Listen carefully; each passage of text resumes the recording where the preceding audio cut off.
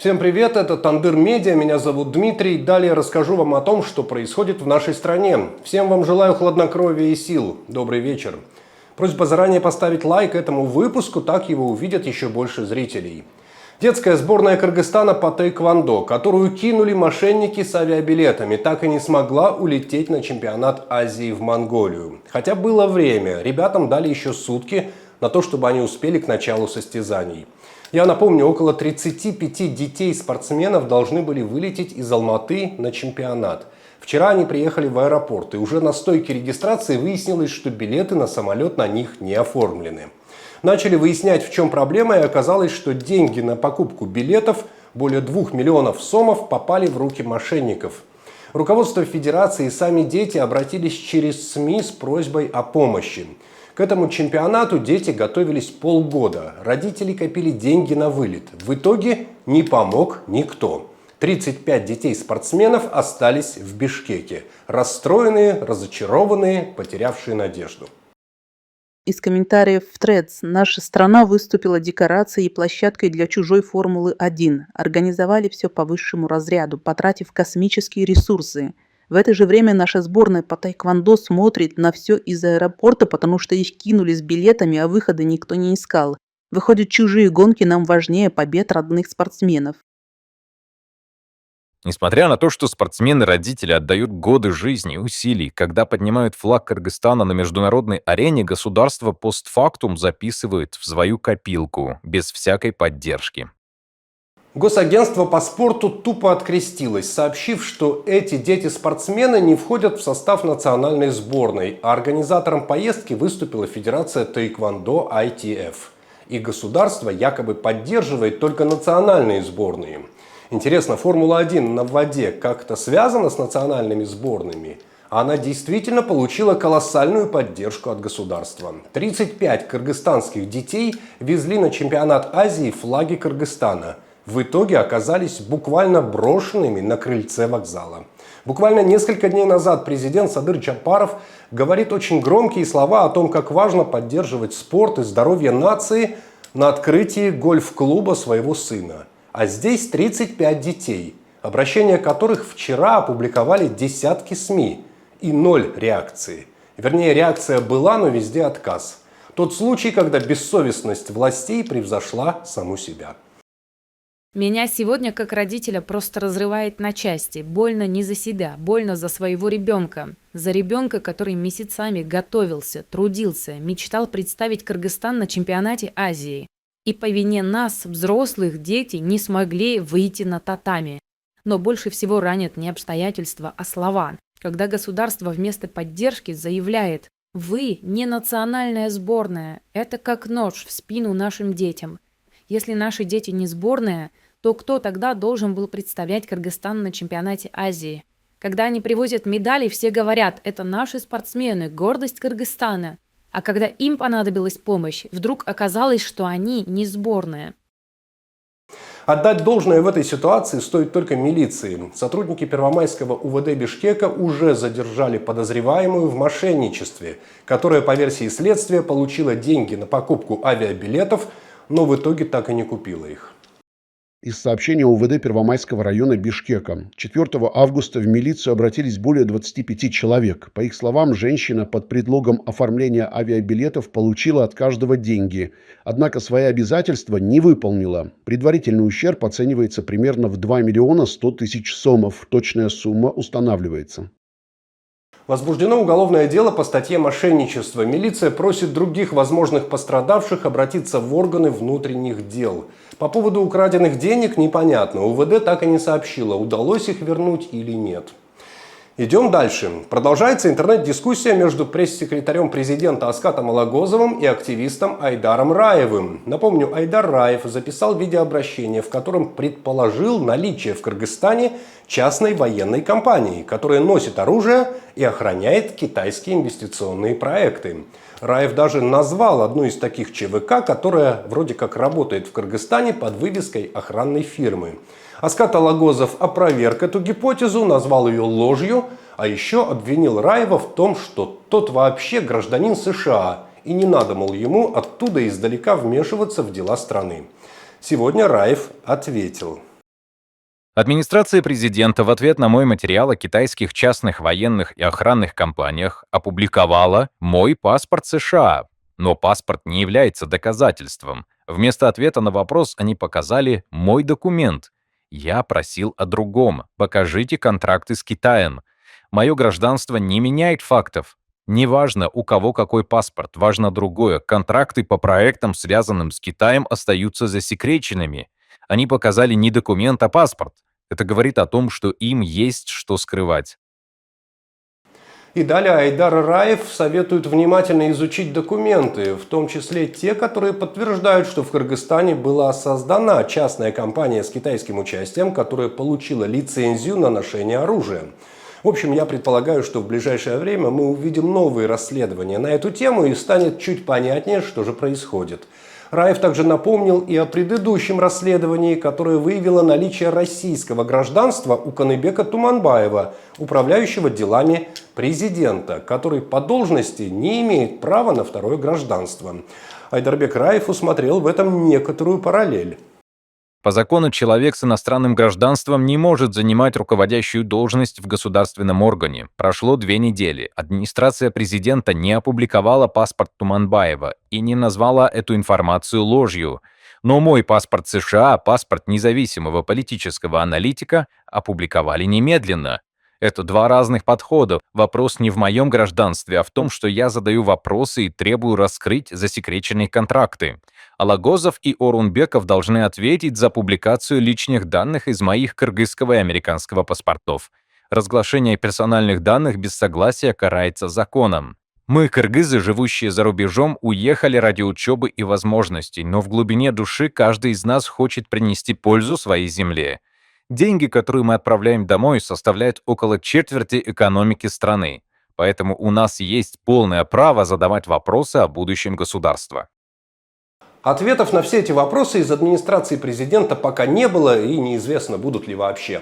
Ну а пока в Фейсбуке продолжаются эти вялотекущие разборки, на горизонте появился не до конца забытый персонаж. Впрочем, забыть его трудно. Это бывший председатель кабинета министров Акылбек Джапаров.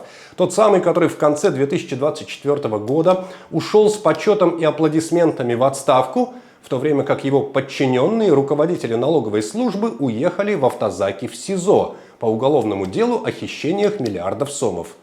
Акылбек Джапаров последние 2 года периодически выныривает в медийном пространстве. Вот и сегодня он выступил на Кыргызско-российском экономическом форуме на Иссык-Куле и очень хвалил там президента Садыра Джапарова. Если раньше большая рыба съедала маленькую, сегодня быстрая рыба съедает медленно.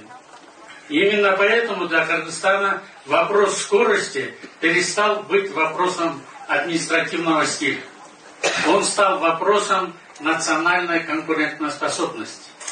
Под руководством президента Кыргызской республики Садыра Нуркожоевича Джапарова вопросы, которые на протяжении десятилетий оставались предметом обсуждений, согласований и отложенных решений, были переведены в плоскость практической реализации. Кстати, сейчас Акылбек Джапаров работает в руководящем органе некой Азиатской академии наук. Эта организация со штаб-квартирой в Гонконге была создана всего год назад. И ее название вовсе не говорит о каком-либо академическом авторитете в научной сфере. Пока что это просто общественная организация с громким названием и довольно мутными целями и перспективами. Впрочем, возможно, она еще заявит о себе как о серьезном научном центре. Что касается Акылбека Джапарова, думаю, стоит напомнить о контексте его отставки. Тогда станет более понятно, почему он так нахваливает лидера. В декабре 2024 года сотрудники ГКНБ арестовали председателя налоговой службы Алтынбека Абдувапова и его заместителя Исламбека Кыдыргычева. Под арестом позже оказались и другие сотрудники налоговой. Ущерб, по оценке ГКНБ, оказался колоссальным. Это более 4 миллиардов сомов. Под этот замес Акылбек Джапаров не попал, то ли по воле благосклонной к нему судьбы, то ли по воле прикрывшего его президента Садыра Джапарова. Но отставка требовалась по-любому, и Акылбек Джапаров ушел под аплодисменты своего аппарата.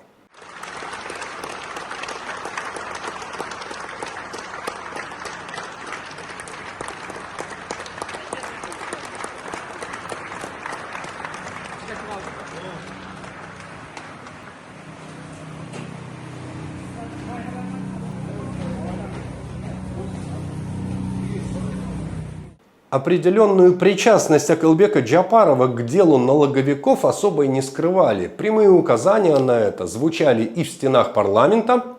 Вот в налоговой службе, прикрываясь ТН, из людей выжимают каждую копейку, а сами, получается, украли 3 миллиарда. Уходит молча, да еще и под аплодисменты, и говорит, мы тут ни при чем. И даже из уст самого главы ГКНБ. По поводу работы Акылбека Усенбековича хочу сказать пару слов. Я проработал с ним более 3 лет. Это человек с очень большим опытом, один из самых компетентных специалистов в области экономики. Он проделал огромную работу на благо государства. Что касается его ухода с должности, то это решение принимает только президент. Решение президента мы не обсуждаем. Может ли его уход быть связан с ситуацией в налоговой службе? Разумеется, была какая-то причина. Просто так он ведь не ушел. Я же говорю, это решение, принятое президентом. Мы его не обсуждаем. Однако в итоге Акылбек Джапаров вышел сухим из этой мутной воды. Руководителей налоговой службы Абдувапова и Кадыргычева суд признал виновными и приговорил к штрафам в 400 и 300 тысяч сомов. Но при этом сообщили, что они возместили ущерб – 4 миллиарда 300 тысяч сомов. Тогда же Ташиев рассказывал о том, что у Абдувапова нашли имущество на 55 миллионов долларов. А еще о том, что некоторые сотрудники налоговой заносили ему каждый месяц по 50-100 тысяч долларов. В общем, воровали тогда как не в себя. Привет мэрии Бишкека за отличную велодорожку на тротуаре по улице Курманджан-Датки передают горожане. И привет, и большое спасибо. И даже видео сняли с инструкцией о том, как ей пользоваться. Смотрим вместе. Ребят, нахожусь на Алматинке между Чуем и Фрунзе. Тут вот известная велодорожка, где стоят между велодорожки столбы. И смотрите, мэрия какое решение придумала. Едешь, пах, тут столб. Вот придурочные мотоциклисты. Вот стрелка, смотрите, вот сюда выезжаешь. Тут даже пунктирную линию сделали, блин. И обратно, короче, на велодорожку.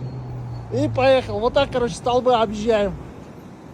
Все понятно? И только вниз здесь, короче. Да. Ну, блин, этот столб можно было ближе к арку поставить, елки-палки. Ну ладно, хоть такая забота о велосипедистах.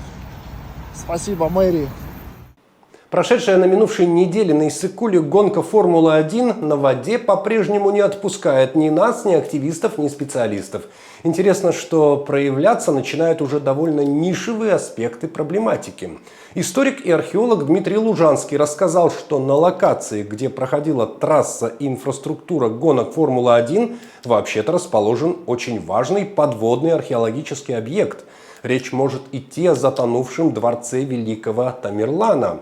Дмитрий Лужанский записал видео, в котором довольно аккуратно обошел подводные камни этой скользкой темы. Ругать организаторов гонок не стал, зато предложил исследовать объект и организовать там музей Амира Тимура. Раз уж на этой локации благодаря гонкам уже появилась довольно внушительная туристическая инфраструктура.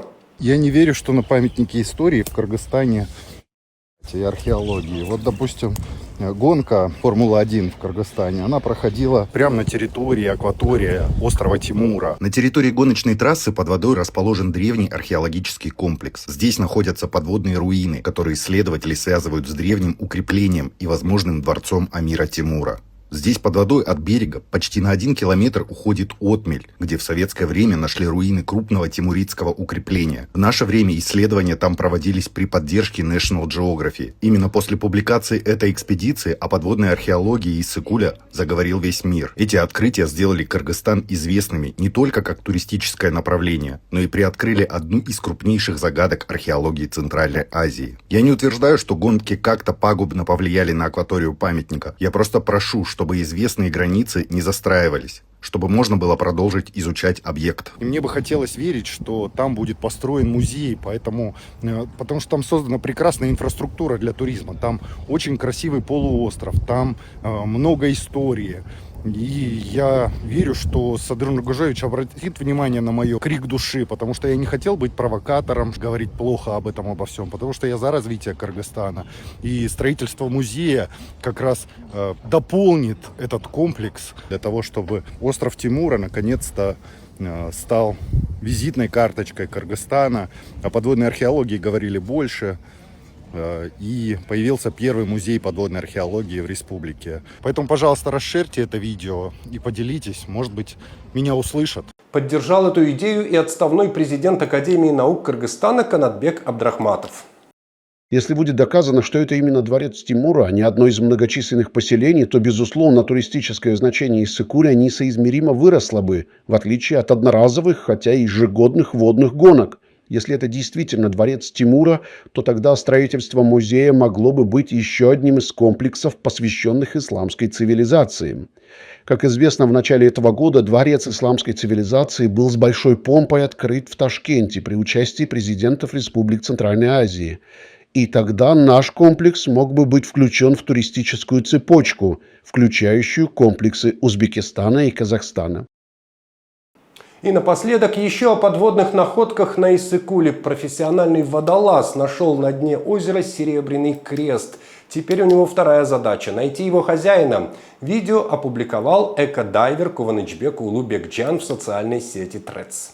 Дорогие друзья, сегодня утром был очередной заказ поднять часы на Иссык-Куле в пансионате Азат, это в Карауи. Вот погружаясь, нашел часы, и рядом с ним лежал вот такой крест. Это, по-моему, серебряный крест.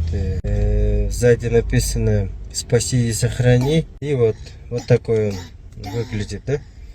Не знаю, кому-то эта вещь наверняка очень важной была, да? Пожалуйста, репостните, пускай найдет хозяин и выйдет мне на связь. У меня в шапке профиля есть номер. Буду ждать вас. Ваш утерянный крест у меня. Ссылку на страницу Бекджана поставим в описании к выпуску. Надеемся, что находка и ее владелец встретятся в ближайшее время. На сегодня у меня все. Всем вам желаю хорошего настроения. Выпуск на кыргызском языке с Перизат Саидбурхан будет на нашем втором канале Тандыр Медиа Кыргызча. Ссылка есть в описании. Обязательно посмотрите, там много других новостей. Всем вам добра.